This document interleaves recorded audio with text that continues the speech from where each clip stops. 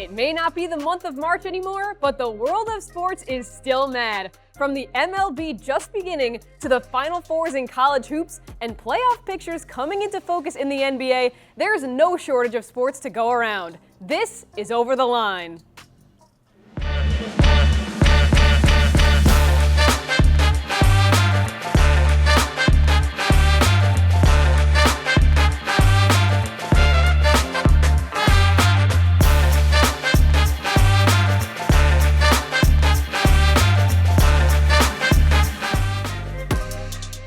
Welcome to Over the Line. I'm your host, Julia Kavanaugh, and this is the starting lineup.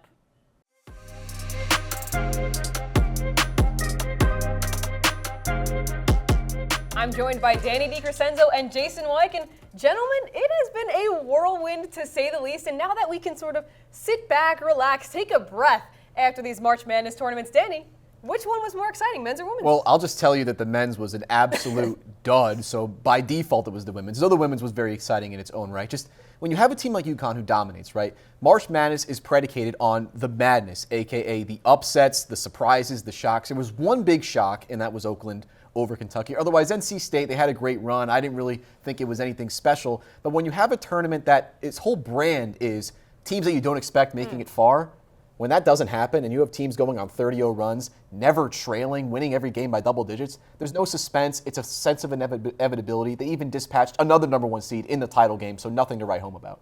I think the women's tournament, you have to look at just the names in it. You had the matchup of Angel Reese and Caitlin Clark and the coaches. There's so much more personality into it. I feel like when you're looking at the excitement of a tournament, in the men's tournament, you just didn't have that. You weren't recalling players on teams. You knew the teams. You were excited to see the names of the teams themselves, but not the players. And I thought that just made it a lot more exciting for the fan to watch, as well as giving your villains, as well as your heroes. There wasn't really a lot of that. It was just UConn kind of having their way with everybody. And do you think a lot of that comes along with the women having to stay all 4 years? I think so. I think that's part of it because you develop that brand, that namesake.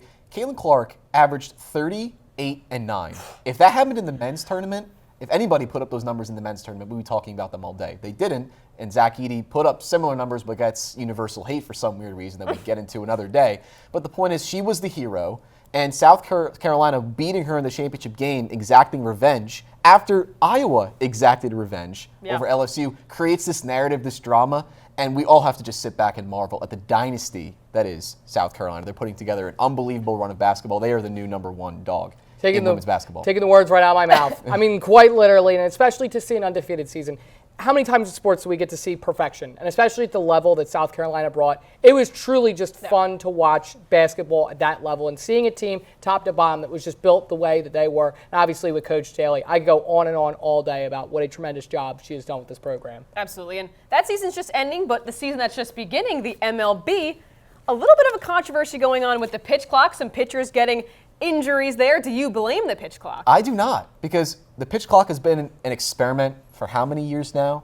And this is the first time we're hearing, the pitchers are getting injured more because they have to throw quicker. They're throwing the ball really fast all the time, whether you're on a timer or not.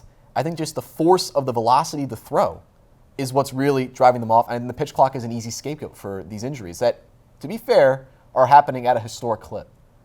Also, baseball today is very different, okay? When you look at players in the 70s, they were not training the way that these pitchers do now. Right. You have kids in high school, while the part of their elbow, the Tommy John, usually that surgery has to happen, it doesn't finish developing until you're 26. Yet they're at 17, pumping 90, 95, and to do that again and again. One of the biggest things with spin rate and velocity is you have to consistently keep throwing to keep it at that level. That means they also don't have an off season. Yeah. So it's a shortened off season where you're on the dish almost as soon as it's over, and you're constantly putting the stress on your arm, trying to be able to, with these elite batters, throw fast enough so that they can't hit it.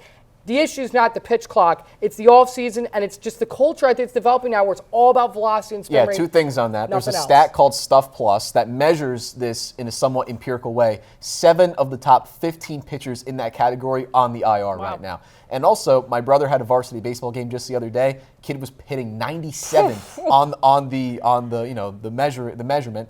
15 MLB scouts were there to watch this kid play. That is and truly you talk about the no off season. Even when you're young, you're throwing that fast. You're setting yourself up for a major injury if you don't take proper care of that arm.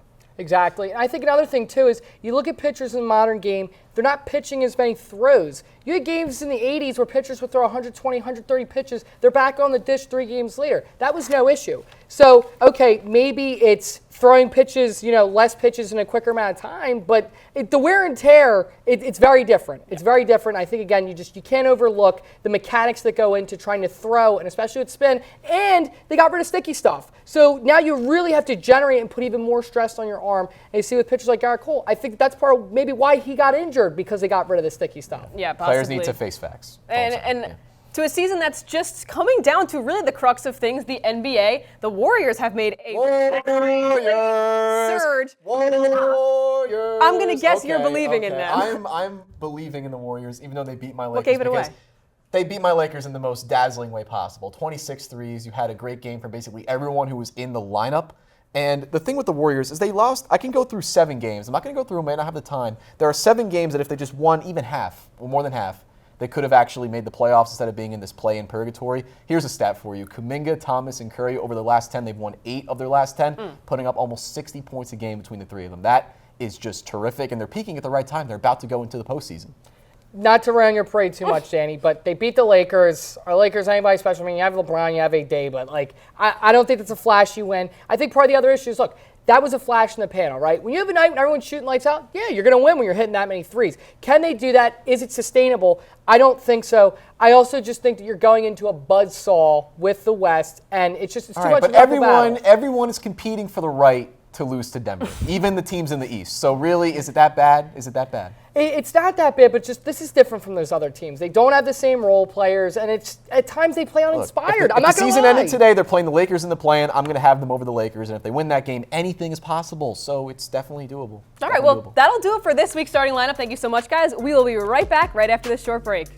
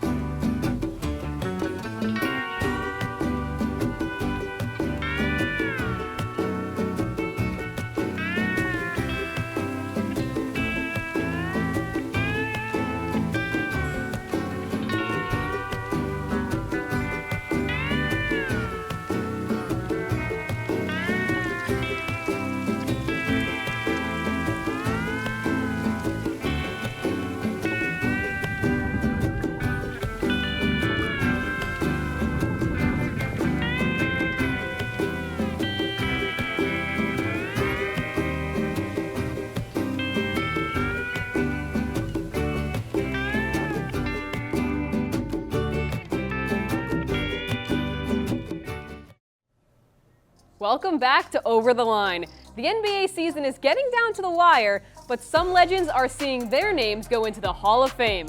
This is the rotation.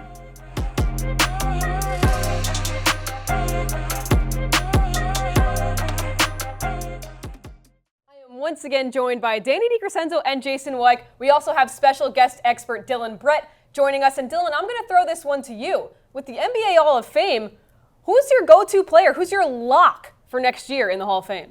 I mean, it is a really weak class top to bottom, but I'd say a guy like the Matrix, Sean Marion, definitely my lock to go into the Hall of Fame. You look at him, he's one of the most ferocious rebounders of all time, and he's a guy who really played in a very physical era, was playing over 35 minutes a night, played over 1,000 games. He was longevity personified, but when he was out there, he was a physical force of nature, really like we don't see in today's NBA. So for me, he's definitely one of those outliers that I'm going to see going into the Hall of Fame. And that is where our agreements end, good gentlemen. Because I've got ISO Joe Johnson, all right, 7-time All-Star, 1-time All-NBA, 20,000 career points. He was the best shooting guard in the NBA, not named Kobe Bryant, Dwayne Wade, Allen Iverson, or James Harden. And you say, well, he played on these crap Hawks and Nets teams. Well, he still had a heck of a career. He should get in just because of the longevity, the scoring prowess. He's also second all-time in buzzer beaters ever, so that's got to count for something.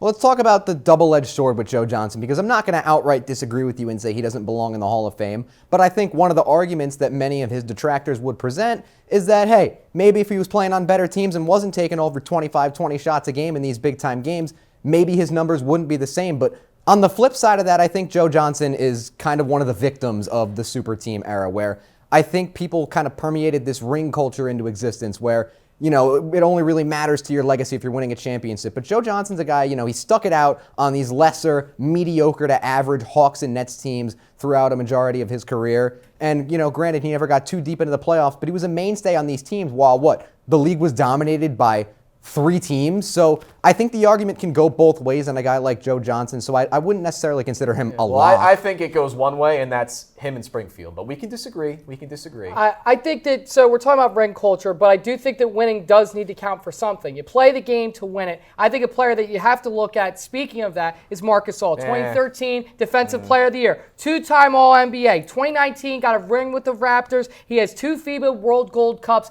and 2 silver medals. You want to talk about a guy who won?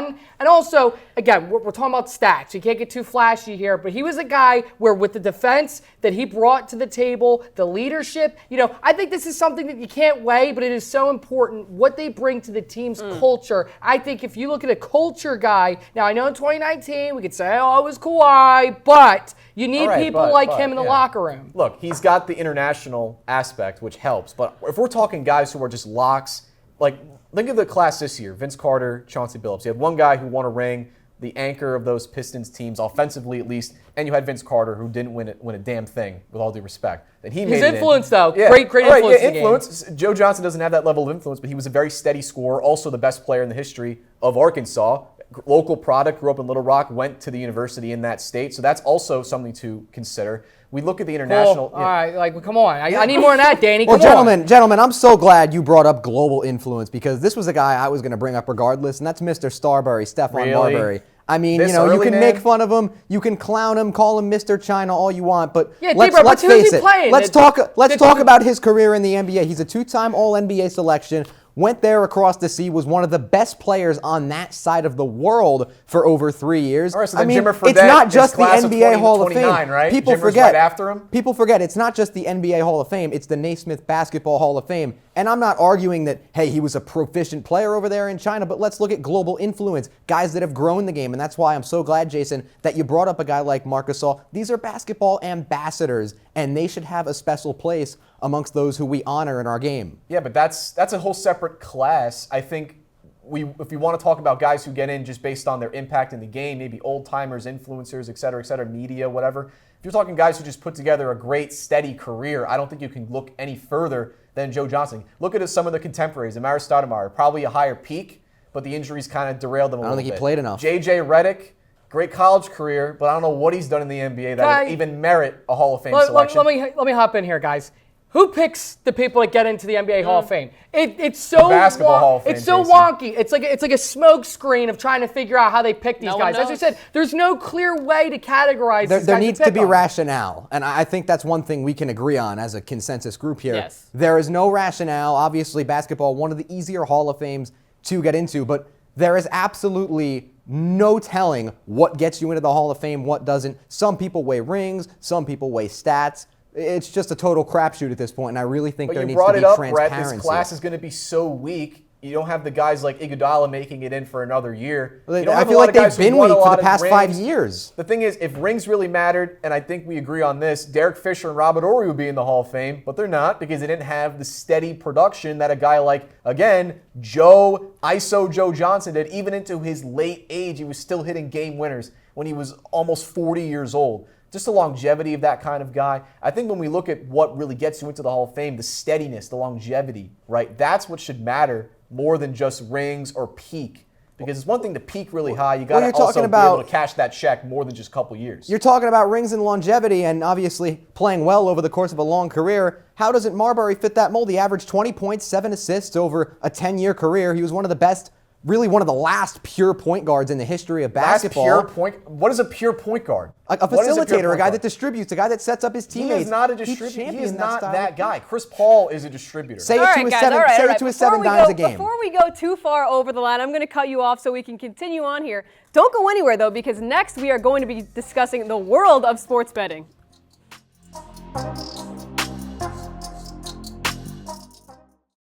You're the one about the frog.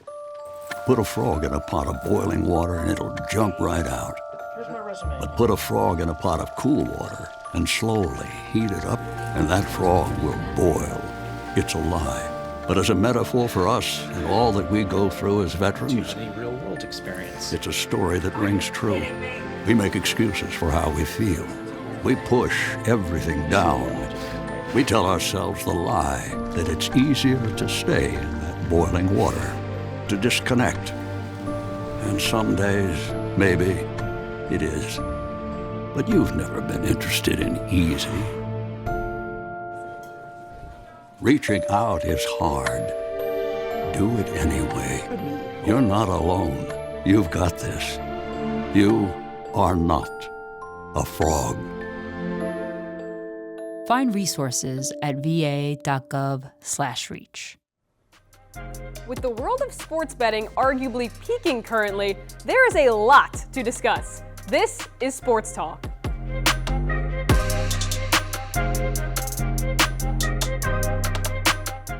With the world of sports betting growing and growing, there is a lot to talk about across the world of sports. Danny, I'm going to ask you first, what do you make of this? This is corrosive. It's crazy. This is toxic for the game. It's bad for sports. It's bad for all of these leagues because the bottom line is it's a humanitarian issue.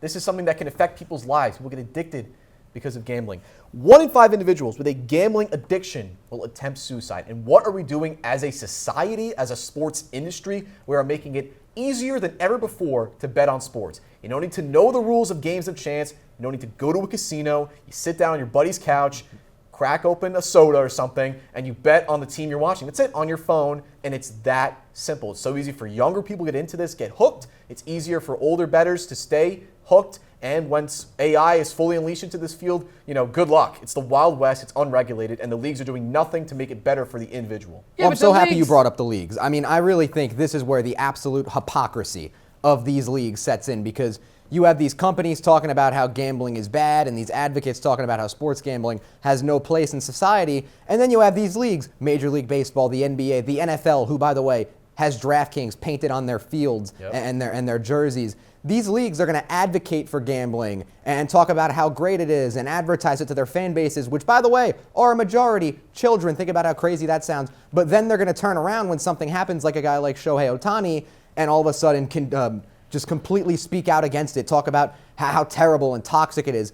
Like, I'm of the belief that either all of it's okay or none of it's okay. I don't think these leagues he might can be get banned from hypocrites. playing in the NBA. So it's so all over the place, and that's the problem. Well, they're going to ban him from playing in the NBA, but then they're going to promote it to their fans, which, as I said, are a large part children. I don't think you could have this double-edged stance on it. Yeah, we got to make this clear, okay? Don't bet. If you don't have the money, don't bet. Jason, be responsible. The wise Jason White says, "Don't bet." Do you hear that? They say in the commercials, be responsible, okay? If you don't have $2,000, why are you putting it on a parlay that's not going to hit? Guess what? That's not the league's fault. If Congress wants to step up, if they want to make some sort of action to go against gambling, okay, then the leagues have to follow it. But until there's any sort of way to try to stop them or guard it, they can do whatever they want because they want to make money. These leagues want to make money, but you also have to look at this at gambling, okay? This has created jobs in all the states. It's been billions of dollars in revenue. Billions of dollars and the highest viewership ever. And guess what? For the athletes, that's only going to benefit them because guess what? They're getting more paid when more people watch. Now, if it's at the expense of the person betting it,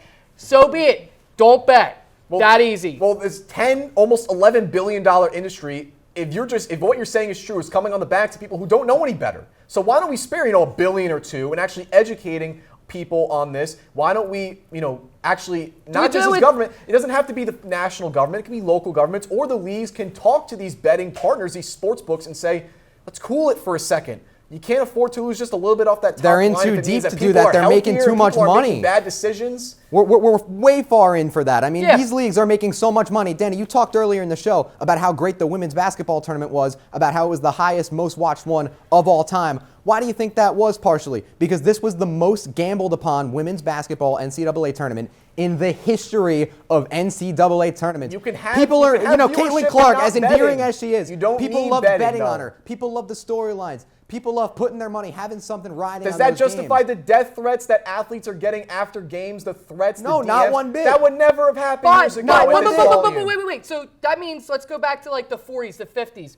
Death threats they're not something new in the sport. Did everyone have the ability to gamble? It's been democratized So to we're a fault. going to let a couple idiots ruin it for everybody? And when the bet doesn't hit, they The DM American the athlete public and say, it's should your not be fault. barred from Your doing fault. something. You lost me money. It's everything. Because a couple of idiots said something to a player, said something to a coach, the American public should be barred from doing something. That doesn't make any sense. We shouldn't be punished. If you're an average Joe and you want to bet $5 on the Yankee game, you should be able to, and you shouldn't let some guy calling Caitlin Clark an idiot on the internet stop you from doing that. Gambling has been around for almost 100 years now in sports. This is not anything new. Yes, it's mobile. Yes, it's on the apps. And again, if you have a problem, this is something that the Congress of the United States can fix. This is nothing that the leagues can do. Stop talking about states can do things too. The leagues can do something if they care. They want money. My point is that why should corporate billions of greed dollars with a influence B. people's lives? When you have the Super Bowl in Vegas, what message are you sending? Yes, betting is king, and that's not the problem. The product is the sport, not the sports book. If we get into this mentality, we're never going to recover. We're never going to recover. All right. Before we get too heated, before we go too far over the line, that's going to do it for Sports Talk, but we'll be right back to hear hot takes.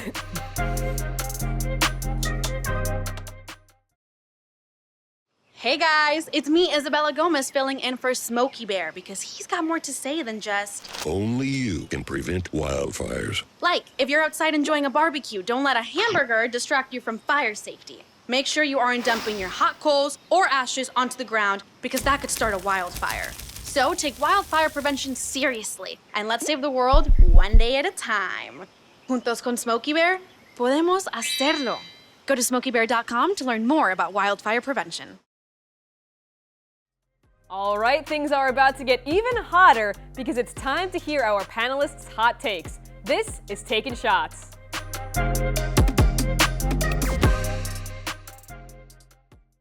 I'm not going to waste any time. Danny, I'll start with you. Let's hear your first hot take. So there's been some discourse lately about how Paige Beckers, the star at UConn, was Caitlin Clark before Caitlin Clark. I could not disagree more. Sure, she had an unbelievable freshman season. The AP Player of the Year, Naismith College Player of the Year, USBWA Women's National Player of the Year, the John R. Wooden Award. She had it all. Oof. She was really good. Everyone who was following college basketball knew that she was going to be this good when she got in. However, Caitlin Clark is her own phenomenon. She rose to prominence after NIL started to affect the landscape. She rose to prominence on a program that was not the perennial contender that UConn was. UConn's always been in the upper echelon of the sport. Iowa has not been. She also has teammates that nobody has heard of, respectfully, compared to her. UConn always has the stacked classes, always gets the top recruits. So when you have that type of environment, you don't have the same level of individual gravitas. It's not there. And that's why I think even if she was healthy, didn't have those injuries that kept her out of the game for 2 seasons, the argument would have been who's better, Paige or Caitlin, and not, oh my gosh, this one player is totally revolutionizing the game. Well, yeah, and let's not forget, coming into this recruiting class, Paige was number 1, Caitlin was number 4, so it was very close either way, and I know you have something to say about Caitlin. Oh, so Caitlin Clark, in our lifetimes, right, the only athlete with quite as much of a following and really an expectation, I think, was LeBron James. And he was viewed as the next chosen one. I think Caitlin Clark has an opportunity not only to be that for women's basketball, but basketball in general right now. I think this is her moment where it is at a fever pitch. The hype is here, especially for what she's doing for the game. I think it was really trying to get it towards a level playing field, especially with viewership of men's and the women's game. And now she has that opportunity. We talked about actually during our little preparation for the show, the Fever, the team that presumptively she will be on, 90% of their games will be on national television. They've already sold out their tickets. They've already sold it out. Already sold out the tickets. Again, LeBron level expectation. And I think she might shatter it, to be honest. I don't know if we've ever seen a player with this much of a national following. For sure, especially because she played in college. But give me the camera. One more take. Here we go. The Bucks need to do the right thing. First of all, they got to fire Doc. We all know that. That's not a hot take. But the hotter take is you got to bring back my boy, Mike Budenholzer, the best coach currently out of a job in maybe all of sports. I don't know. Because think about this. He's got a ring. He led this team to a ring. He coached that Hawks team to 60 wins that had no business winning 60 games. He's a guy who knows the team, knows the players. I think he just suffered from a lot of heightened expectations. He lost in the playoffs early year after year after year, and then he won it, then they melted down, then he gets fired. I think they need to bring him back because he's the only guy that can right this ship. Because they made all these great moves. If they just kept Bud, they would have been able to be fine. Yeah, he was a great coach, and there's really not a lot to say about that. But Jason, let's hear your final hot take. Georgia, Oh! Georgia, Augusta this week. Golf fans rejoice. It's our favorite tournament. And let me tell you, my flaming hot take, last year the runner-up will be the winner this year. Wow. Brooks Spicy. Koepka. Live. He will be wearing the green jacket for the first time in his career. One of the best battle-tested golfers. When he was on the PGA, he went to Live, got healthy, made more money, is more better rested, and now after last year, that sour taste in his mouth, he knows what it takes. He shot there multiple times very well, and I think he's going to finally do the job this year at Augusta. Thank you so much, guys. That will do it for Taking Shots. Stay tuned for our final segment, Victory Lap.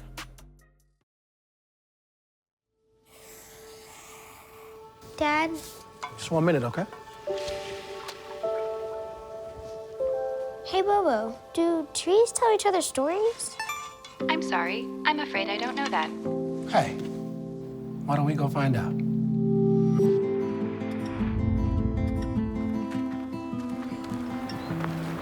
Listen. Do clouds take naps? I couldn't tell you.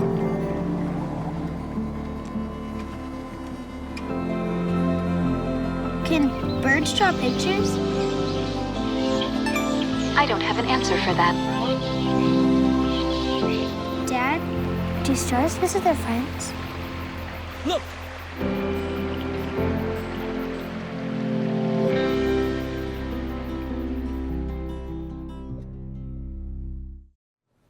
The New York Rangers, an original 6 team, have tied the best record they've ever had. This is Victory Lap.